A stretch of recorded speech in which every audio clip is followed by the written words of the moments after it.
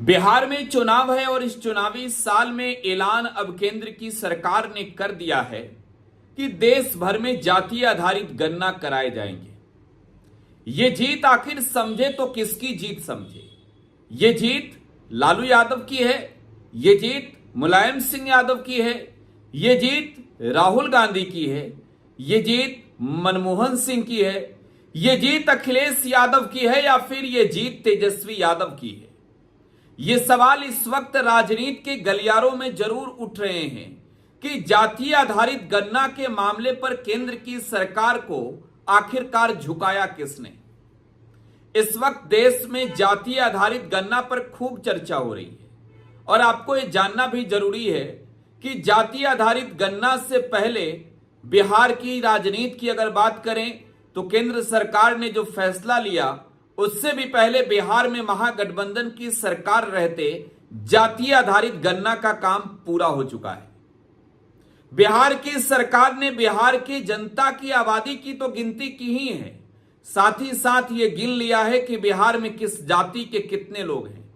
बिहार की सरकार ने केंद्र की सरकार के फैसले से पहले ही ये गिनती करा लिया कि बिहार में यादव कितने हैं, बिहार में मुसलमान कितने हैं, बिहार में पसमानदा मुसलमान कितने हैं, राजपूत कितने हैं, बिहार में ब्राह्मण कितने हैं, भूमिहार कितने हैं, लोहार कितने हैं, कुर्मी कितना है, कोयरी कितना, कुशवाहा कितना, बिहार में मल्लाह कितना, कौन जाति के कितने लोग हैं, इस बात का एग्जैक्ट आंकड़ा सरकार के पास है।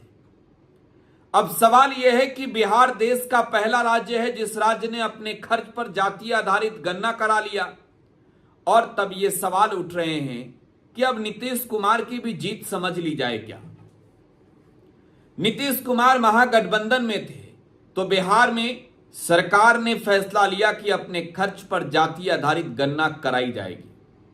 भले ही बिहार से लेकर दिल्ली तक भाजपा के नेताओं ने खुलकर इसका बहिष्कार नहीं किया, लेकिन जातीय जनगणना के मुद्दे पर बीजेपी के कई कद्दावर नेताओं के बयान अब भी हैं, जिन बयानों में यह स्पष्ट रूप से कहा गया कि जाति की गिनती करने वाले हम लोग नहीं हैं। देश के प्रधानमंत्री नरेंद्र मोदी ने तो यहां तक कह दिया कि धरती पर तो 4 ही जाति है और उन जातियों में साफ तौर पर कभी भी किसी जाति विशेष के नाम का जिक्र नहीं किया। अब ऐसे में सवाल यह है कि आखिरकार प्रधानमंत्री नरेंद्र मोदी और उनके कैबिनेट के लोग अब क्या बयान देंगे, क्या जवाब देंगे, कैसे मजबूर हो गए जातीय आधारित गणना कराने पर, इस बात के थ्योरी को समझना बेहद ही जरूरी है। देखिए, मैं बिहार की बात सबसे पहले करूंगा क्योंकि बिहार वो राज्य है जहां जातीय आधारित गणना हो चुकी है। बिहार वो राज्य है जहां पर चुनाव है। अब देश भर में ये पूछे जाएंगे कि बताओ कौन से जात हो, तुम्हारी जात क्या है। अब जाति की सर्टिफिकेट के नाम पर जिस तरीके से बातें होती थी कि हम तो जात की गिनती नहीं करते, अब तो केंद्र की सरकार का फैसला है तो शायद भारतीय जनता पार्टी के कोटे के नेताओं को यह कहना होगा कि अब हमारी सरकार इस फैसले के समर्थन में है। एक बयान बिहार के डिप्टी चीफ मिनिस्टर सम्राट चौधरी का, जिस बयान में सम्राट चौधरी ने कहा कि यह मांग लालू जी की थी और पूरा मोदी जी ने किया। मतलब साफ है कि लालू प्रसाद यादव के लिए भी एक तौर पर यह कहें तो बड़ी जीत है। बिहार में चुनाव है और इससे जोड़कर यह देखा जा रहा है कि सरकार इस वजह से जातीय आधारित गणना का ऐलान कराई है कि यह चुनावी साल है और इसका फायदा भारतीय जनता पार्टी को मिले। लेकिन अगर आप ये थ्योरी सोच रहे हो, थोड़ा सा भी समझ रहे हो, तो यह आपकी गलतफहमी होगी। बिहार में इससे भी बड़ी रणनीति तैयार है।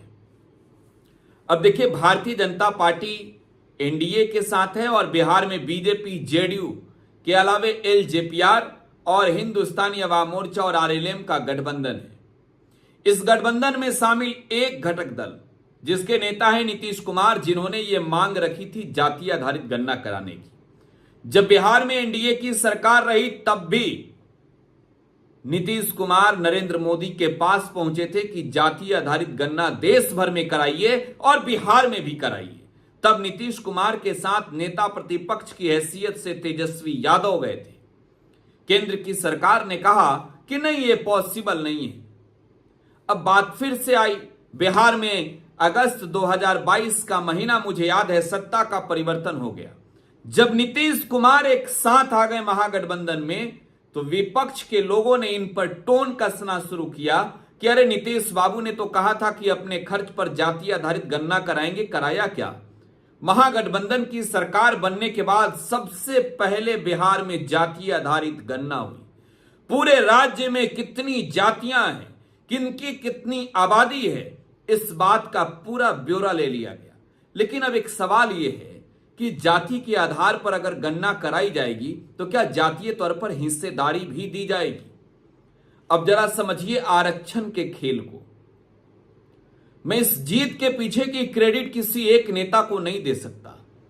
इस रिपोर्ट को जब आपको बता रहा हूं तो मेरे जेहन में कई नेताओं के ख्याल हैं, जिन नेताओं ने सवाल पूछे थे कि जातीय आधारित गणना क्यों नहीं कराई जा रही है, जिन नेताओं ने यह मांग किया था कि देश भर में जातियों की गिनती हो और मालूम चले कि किसकी कितनी हिस्सेदारी है और किसकी कितनी भागीदारी है।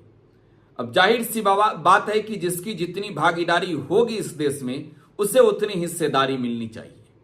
बिहार में नरेंद्र मोदी जब आएंगे, जब मंच से कहेंगे कि बिहार सहित देश भर में जातीय आधारित गणना कराने की मांग पर हमने स्वीकृति दे दी है, तो बिहार का विपक्ष ये पूछेगा कि मोदी जी बताइए कि बिहार में महागठबंधन की सरकार रहते आरक्षण के दायरा को बढ़ाया गया, क्या आपने संविधान की अनुसूची में इसे शामिल किया?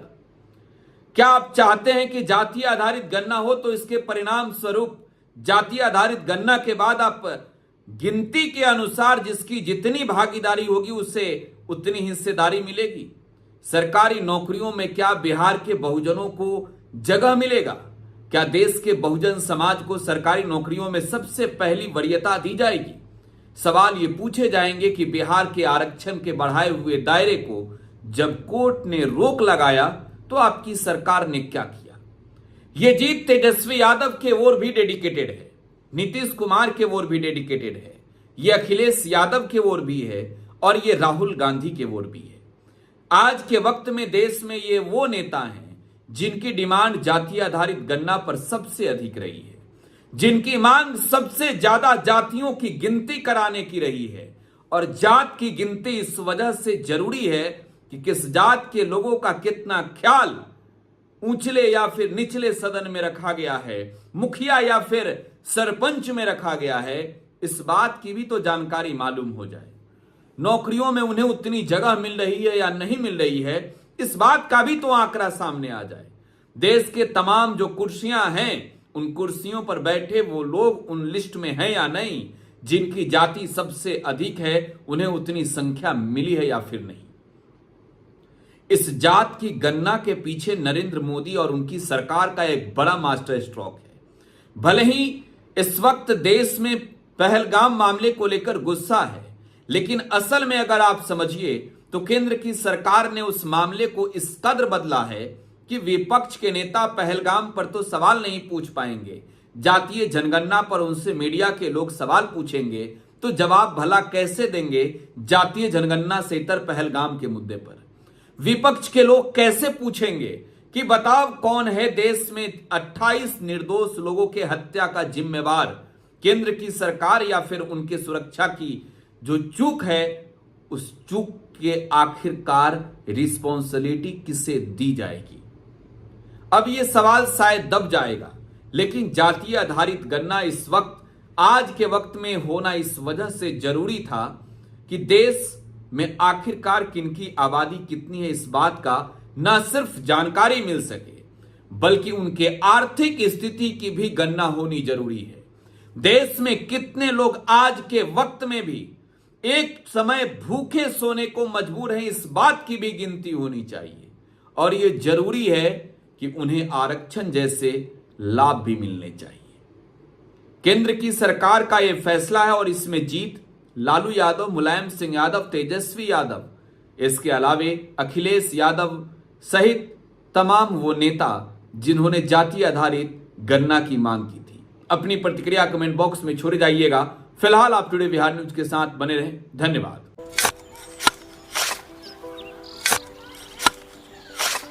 नई का साल मुबारक हो चाचा। हाँ मुबारक। जब तक ये सरकार बा तब तक नया साल मुबारक कहाँ। का बात करत बाड़? बात ई बा, साल चाहे नया होके दिन चाहे, हमार जिंदगी में तो बस दुख है, दुख बा। बाढ़ के समस्या 10 का 10 बा। फसल बर्बाद हो जाला या ऑन पॉन बिक जाला, ना कोई उपाय बा ना कोई राहत। बात तो सच बा चाचा।